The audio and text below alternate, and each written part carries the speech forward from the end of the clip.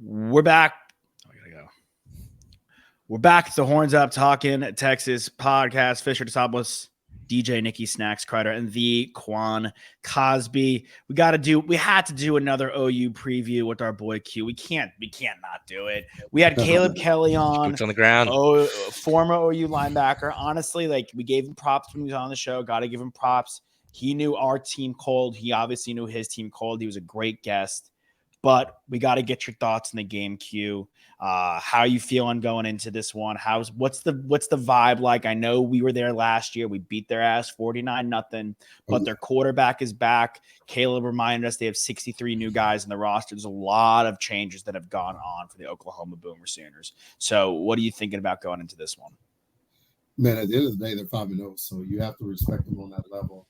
They do have their quarterback back who wasn't here last year. And we all know what this game is. I mean, hell, you can throw away records, rankings, you name it. It's about who comes in, hits them in the mouth. And as good as they've been on a deep ball, because they certainly have been, and on third down, I think we even talked about that, last week. But our defense, they just keep improving, man. So the vibe is good, dude. Longhorn Nation is pouring in. I'm in the hotel already, and I was downstairs, and one of the people checking me in was like, "It's about time." Nothing but Oklahoma people have been here for the last couple of days, and so yeah, man, I'm fired up, like we always are for this game. Mm-hmm. Nice. Yeah, we were talking about it yesterday, and Caleb, again, like we mentioned, our former guest last show, he played in the game, and like I think you're alluding to it here. Records don't matter. Win-losses don't matter. What you did last year doesn't matter. Every year it's a brand new story, a brand new game, and it's brand new players, especially in the transfer portal era. And a lot of these guys 63. Yeah, like I mentioned, 63 new. I didn't realize that. Yeah, a lot of new guys. So, like, quite frankly, like, it was mentioned last year, like, this game doesn't mean a lot to those guys. This game, like last year's game, doesn't mean a lot, to those guys. This year, fresh blood means a lot. Mm-hmm. Like, it's a completely different story. It's their turn to kind of make their stamp on this one. And, every, like, Q, you could have, we joke about the Lindy Holmes hit all the time. If you make a big play in this game on either squad, you're in history. That's it. Like, Caleb had the kick. He had the kickoff return for a fumble, and some guy has a tattoo of him on his lip. Does someone have a tattoo of you? Do what? No, like the guy, our last guest. Oh, he's the guy has a tattoo of him? Yeah. That's a good question. I don't know, man. I would doubt it. I don't know. There for sure is, man. You don't think there's got to be a crazy Longhorn fan, some T-shirt fan out there with a big beer gut that's got a Quan Cosby laying out Lindy Holmes on his thigh, shows at every OU game, or like a tramp stamp of your Ohio State catch. That'd be pretty. That'd be pretty awesome, actually. That'd be. I don't know, but you're right, dude. It's crazy because on both sides, I'm sure every year, so many highlights come from this game. We don't talk about it publicly, but this game is circled every freaking year. I know I listened to Sark this week, and he talked about, well, it was actually a replay. He said it's great to walk by that hallway every day and see that golden hat there. And so we all know what it means, man. It really is next level. It's Thursday, and I'm trying to. And this game's going to hit different because you have two ranked teams. It feels so much like 08. It really does. Undefeated, ranked teams. A little bit different because of the round robin kind of perspective of the Big 12 championships. But whoever wins this game will be in the national conversation about playoff. Oh, yeah. It's just the way it is. And honestly, in my opinion, that's how it should be every freaking year. But whoever wins this game will be in that conversation. If you think about 08, we got screwed, but Oklahoma went to the national championship. So it feels a lot like that. You had the flavor of what happened in last year. You got Coach Venables, who's very knowledgeable about what this game means in Norman. Like you said, those new players, they don't know, but they do. I mean, at the end of the day, they didn't experience that 49-0 shellacking, but but again, they're walking by that hallway and there's not a gold hat. So it's more game day showing up again, which is so freaking sweet. Game day loves the Cotton Bowl, by the way. They go talking about turkey legs, corn dogs, nice little beer. That this is one of their favorite, and you can hear it in their energy when they're in that Cotton Bowl. This is one of their favorite places to go. So it's no shortage of stuff to talk about, but when you get on the field, I just feel like it's the more physical team win, and that's what we've seen from Texas all year. And game day is probably super hype that it's going to be around the 60s and 70s all weekend, so they won't have to be sweating in their nice suits. And McAfee probably wants to rip off the sleeves sometimes, in that heat. But I'm going to echo what we said yesterday. We all think that this is round 1 of 2. We're probably going to see this team again in the conference championship game, and that one probably has big playoff implications. Whatever team comes out on top of this game or maybe both games, probably makes their way to a New Year's game and then potentially to Houston after that. So really just got to take care of business here. I mean, it's always an emotional game, and it doesn't matter what the record shows, but they're going to be ready to play. Oh yeah. Yeah, and Q, we've never really. I mean, I guess we've gotten to some of your OU games, but you bring up the 08 one, and y'all were down. You guys were down 21-10 at a point, right? Yeah, we were down 11 twice in that game. You were down a couple times in that game. And what was it like in the locker room, on the sidelines, when you're in that environment in a game that does, it's different than every other game? It's the rivalry game of the year. It's Ohio State, Michigan, like Bama, LSU, I guess, but this really is, the top dog. Like, what's it like on the sideline with veteran guys, young guys all playing? What are you guys saying to each other when you're down like that? Man, really, it's all week. You're like, listen, there will be swings because, and really it's the momentum. You think about the way it's set up, and we've all been there. There's half of the stadium is going bat crazy, right? And when your team is doing their thing, you're going blow for blow. That happens. And so, yeah, you think about 08, man, we were down twice by 11. Chip return or kick return, and brought us back. And then I think after that, they had another little run. They had a hell of a team with Gresham and Sam Bradford and D. Murray, and I mean they had a lot of NFL guys on that team, but it clicked. Our defense, I remember Earl Thomas got a pick, and we just poured it on. I mean, to be down 11 and end up winning by 10 is a big deal, especially when you're playing another top 5 team. Similar, and then you go back 2 years ago, Caleb Williams, they're down by 21. And the momentum shifted, and it's crazy how this game captures that. You don't often see the 49-0, huge wins like that. I know Oklahoma has a few of them, but you expect what the line is, 6.5. You expect a touchdown or less game, and a just flat out dogfight. So what you're saying to each other is, hey, we knew this was going to happen. We're still in it. There's a lot. Until essentially. When and I remember when Christopher Naya ran down the field and we didn't even score on him. We should have. It could have been even worse, but he ran down and kind of sealed the deal for us. Until that time happens and there's less than probably 4 minutes left on the game, you got to go and you got to punch him in the mouth. But historically, whoever wins in the trenches takes care of business, and that's what I mean by the more physical team. Yeah, and we talked about it yesterday with Caleb, but the turnover battle as well, and you just alluded to Earl getting that pick and how big that was in 2008. We might not have Ryan Watts. We didn't think we were going to have Jatavian yesterday, but now we know that he's going to play and he's going to be a full go, which we have no shortage of weapons on the offensive side. I felt confident about our group, even if JT wasn't going to play. But he is that X factor for us. And now we can play excellent offensive football that will be well-balanced. We can use Worthy on the outside, Jay Witt and JT across the middle, possession with AD and Jonathan Brooks. I mean, that was, to me, it's like if we can run the football and we can dominate TOP like we did last week, I feel like we have the benefit of having an easier time controlling this game. Controlling the clock and controlling the football, but that comes with not turning the ball over too. It was funny. Like we were in our group text, all the 4 of us kind of slinging around like different tweets that, we were seeing on X and Oklahoma fans saying certain things. One thing that just really jumped out to me was like, someone calling Quinn like a mediocre, like middle of the pack QB, which this is how crazy this rivalry is. Like people lose the grasp of reality. Like you can say whatever you want. You can say that he's not Caleb Williams, right? You can say he's not played up to the level of Michael Penix, but he and Dylan Gabriel have both had excellent seasons with their arms and with their legs. They've taken care of the football. And that's what makes this matchup so enticing. And hopefully for Steve, for his record's sake, I think he's 4-7 now, playing top 25 AP ranked teams. Let's get that to 5-7. Let's get that to his first year with the Texas Longhorns. and what his first record was. With us.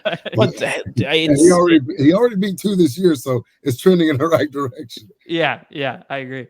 Yeah, I really think that it's so blasphemous because we've had average quarterbacks. Like we'll admit it, we've had average quarterbacks in this game, and in recent memory, like Quinn's probably the best quarterback we've had since Colt. Realistic, just flat out prospect. In this game, in this game, you probably could even say last year too, and he had a really good game last year. This is one of those things where, if like you're saying, Toss, we control time of possession and we're riding what's gotten here thus far. Yes, we have Quinn. Yes, 80s balling, and X is balling. We really haven't seen much of Whittington. We have Sanders healthy, which is a great piece of news. Like by and large, what's gotten us by in the past couple games, which made it help us dominate the past couple games, is Jonathan Brooks. Yep. He truly is he's like the Deonta Foreman of the group, honestly. Like the running back that no one really wanted to give props to or classify him.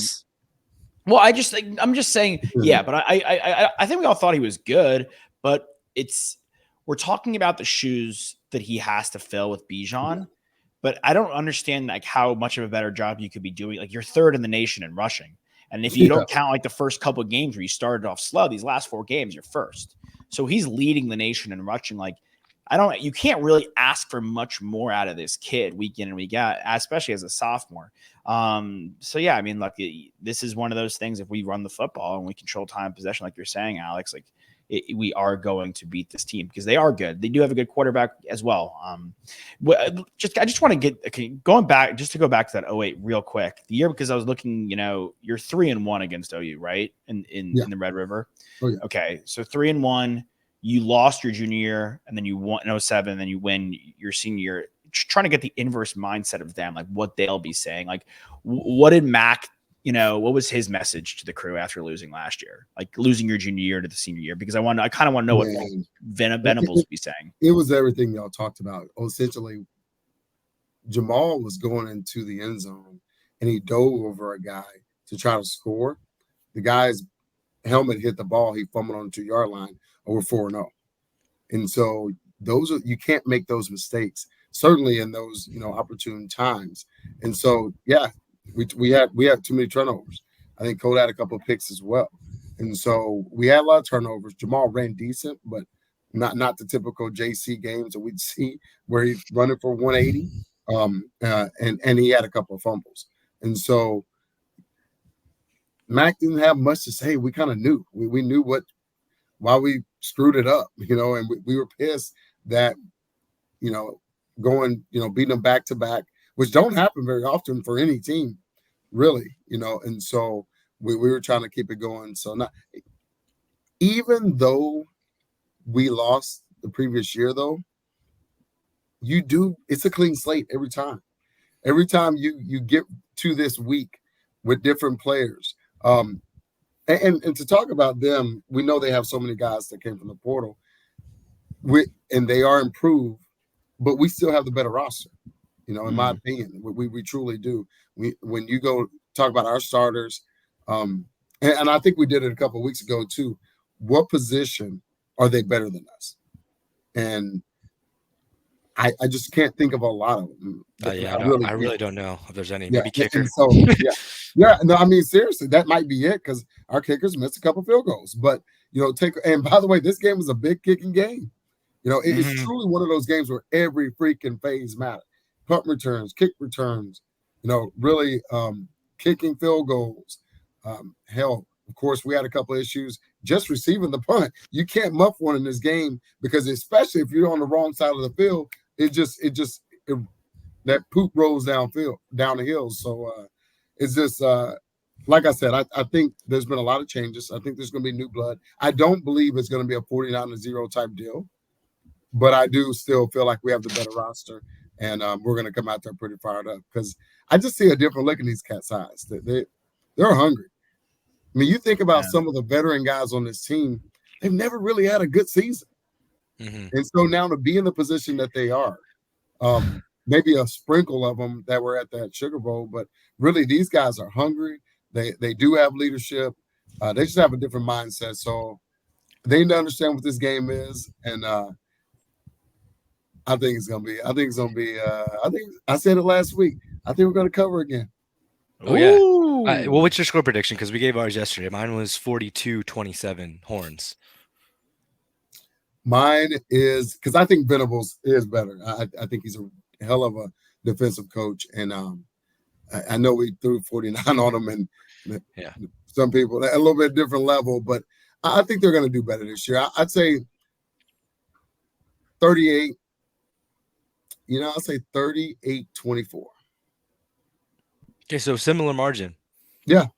I think it's. I don't think it's going to be the blowout deal. I think it's going to be back and forth. They're going to go at it, but I think we have too much. I think they're going to hit a couple of good plays because their quarterback is good and get some points. But if you almost put, which I don't truly believe this, I just know this game changes it. I don't think our offenses are a wash. To be honest with you, I think our offense is better, especially with JT back. However, I do feel like our defense is that point differentiator that's gonna get us to where we need to be. Yeah, I really hope we run it down their throat. I mean, I think that's just continue to do what's winning you ball games. The bread and butter right now, and just tote the rock and let the guys make some plays and rotate them in and out. If it's got to be said B, if it's got to be Jonathan Brooks, even if you want to get Blue involved, just run it down the throat. I mean, I'd like to see Quinn go for a few carries, for positive yardage. But one quick thing I wanted to just bring up is that, this team is they're 5-0, and if they continue to roll, it's a different feeling, I feel like, when you get addicted to winning than just trying, like in seasons prior where you're just trying to chase wins, where it's like, we can't have another loss. Like, it's just a different feeling when you're getting a taste of how good it feels to be loved on campus and getting the national attention from the media and being on this massive high and playoff implications and, NIL deals getting thrown at you. And I'm sure it's pretty badass right now to be on campus as a football player. You get addicted to that taste of it's a drug almost, where it's like, it's just, you're on cloud 9. So I almost think that what it takes to get there. No, we talked about it before, the habitual cultures of winning and losing. And we unfortunately, culture gets thrown around just a little bit too much, but I think that's what I meant by this just being a very different mindset. These cats have a taste of it. They're in the mix. They're being talked about on that level. They're getting love everywhere. I think the addictive piece of it was when they got back from Tuscaloosa at 3:00 in the morning, and there's 20,000 students on campus saying, "Let's party." Hell yeah. I mean, hold on. I like that. What did it take to get there? What did we do? And kudos to the coaching staff. They're like, "Hey, bro, this is what this place is. Y'all been spoiled, and you don't have a clue of where you can be." And I think that's where a lot of them they're getting that message, and they're like, "That felt good. I want support." It's I played baseball at the lowest level. I know it's not the most important thing on campus.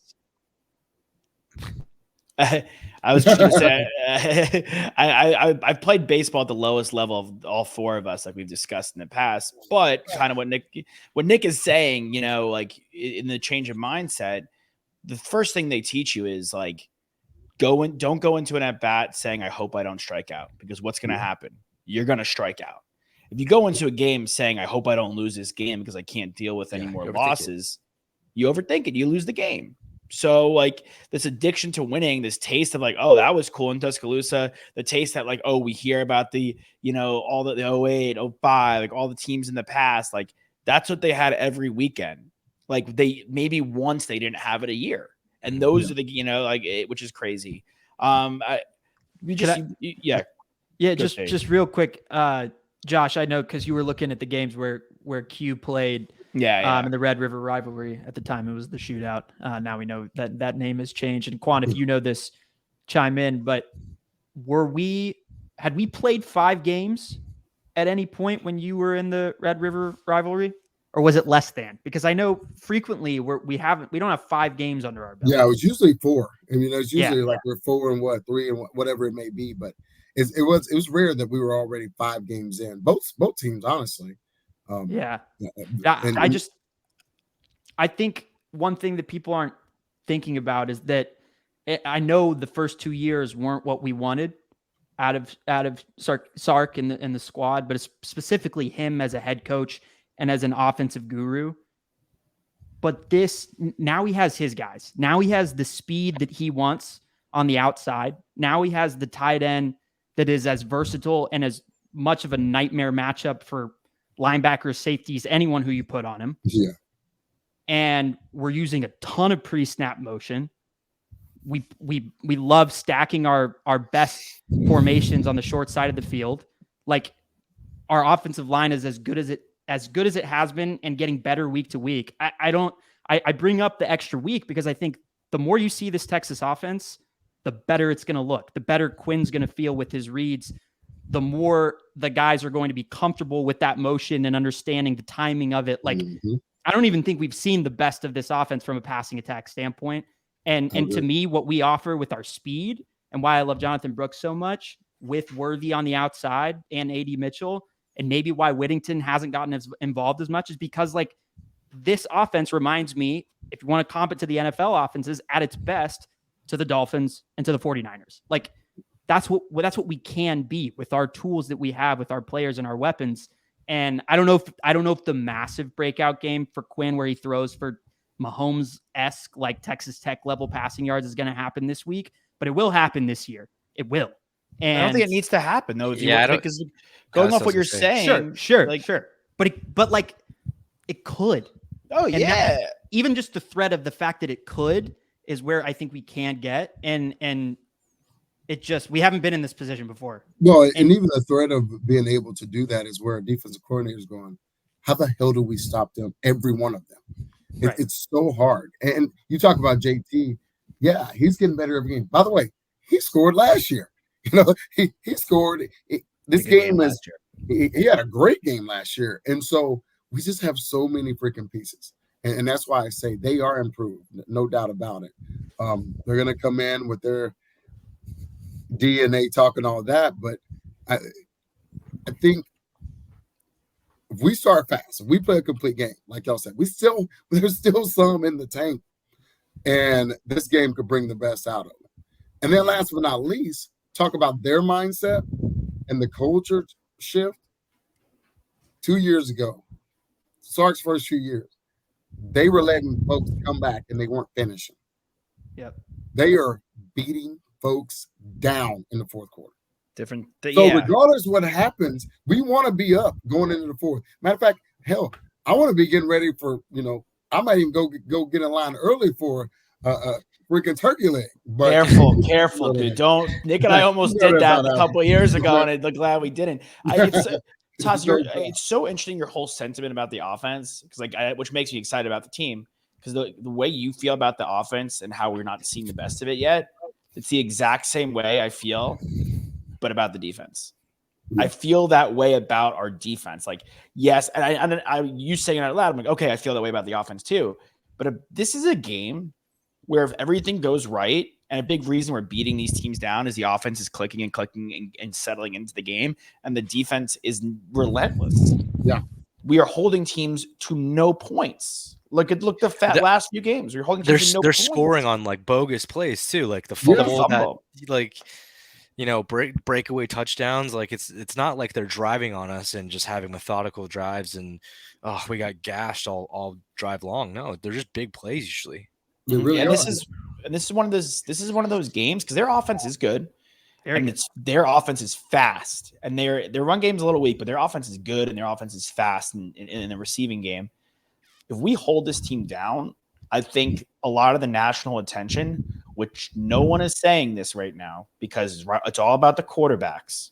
The QBs are hot, and Penix and Caleb and the guys in the Pac-12 and Quinn even. Like, what no one has really come out and said this year that I've heard at least, oh, that team has the best defense in the country.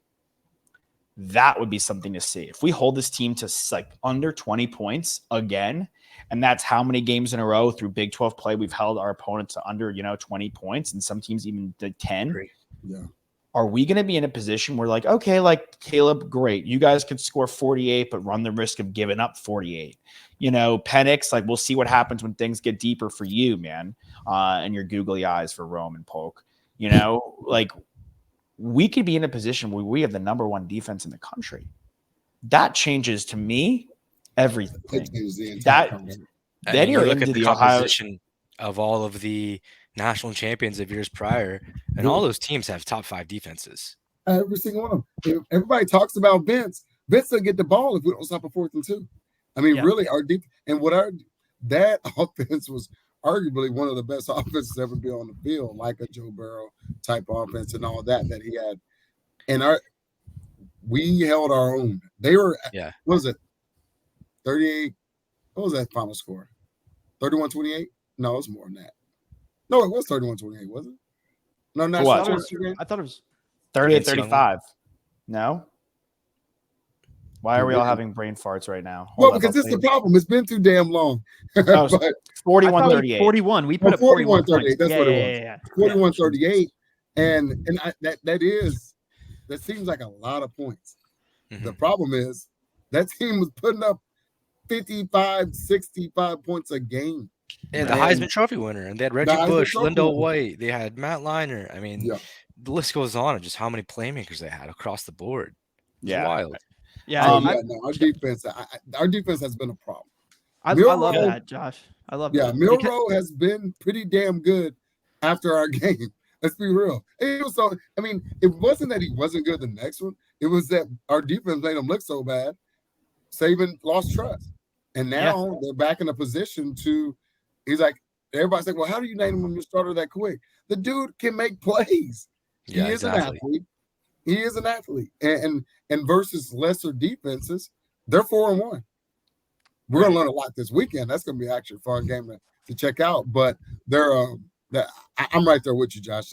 Our defense can go in amazing yet semi-rare territory if they hold these guys down like they have everybody else they played to this point. Yeah, the national outlook for the Big 12 defenses in general is always that our defenses suck, right? Whether it's Texas or any other team. So we have that much more of an uphill battle, at least from a national media standpoint.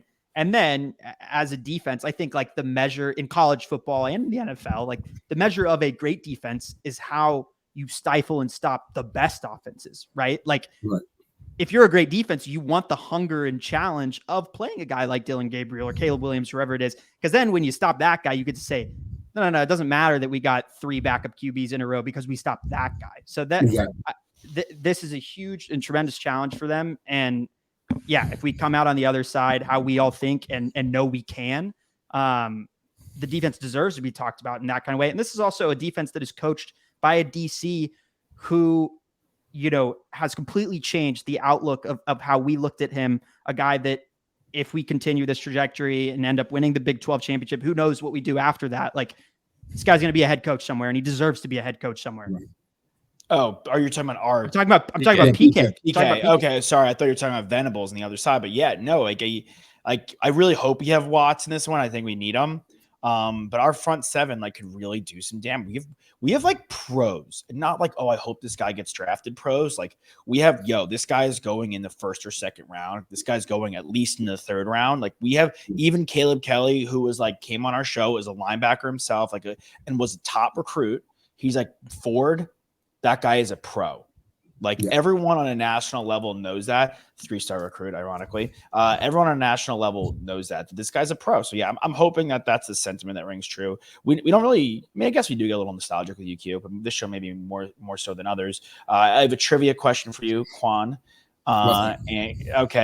You were undefeated in 2 years going to the OU game, but 2 years you were not.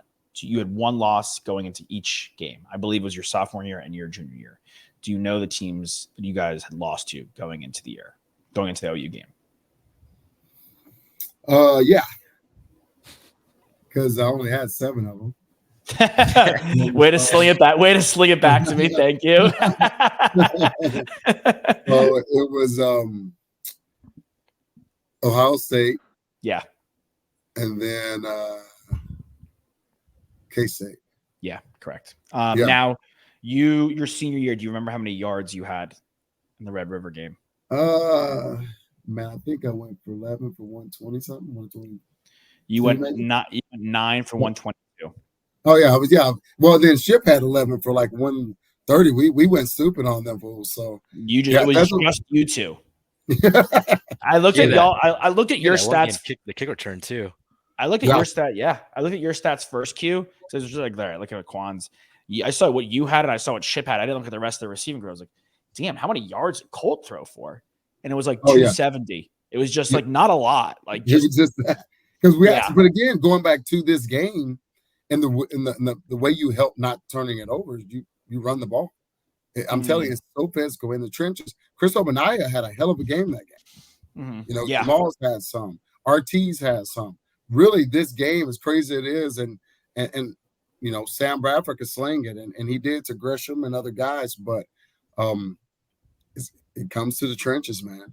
And fortunately, I think we have the advantage, and all we have to do is prove, they just have to prove us right, because on paper and what we've seen the first 5 games, I think we have the advantage.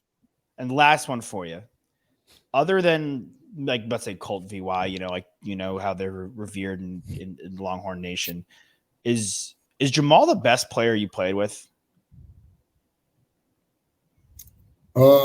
Offensively? Yeah, offensively, we'll say. Defensively, we'll a whole another animal.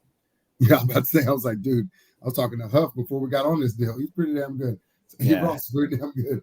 Even Earl and all those. Man, that's tough to say, because, Ramon Taylor was a baller.